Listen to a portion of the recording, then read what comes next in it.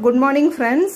இப்போ வந்து எல்லா வெஜிடபிள்ஸும்னா கோஸ், கொஞ்சோண்டு பீட்ரூட், கேரட், கருவேப்பிலை இது மட்டும் போட்டு கிருஷாக்கு ஒரு வெஜிடபிள் ஊத்தாப்பம் பண்ணி கொடுக்க போகிறேன் பிரேக்ஃபாஸ்ட்டுக்காக வித் கேரட் சட்னியோட.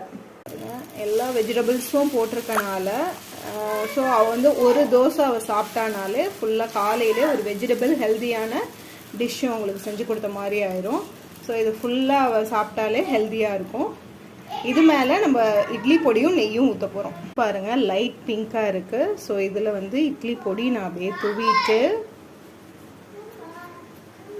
நெய் ஒரு ஸ்பூன் அப்படியே ஊற்றிட்டோம்னா நல்ல ஒரு வாசனையாக இருக்கும். குழந்தைங்களும் டேஸ்டியாக இருக்கும், சாப்பிடுவாங்க.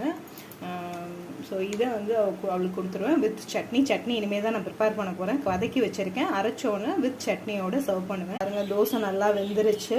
இப்போ vegetable dosa with chutney, carrot chutney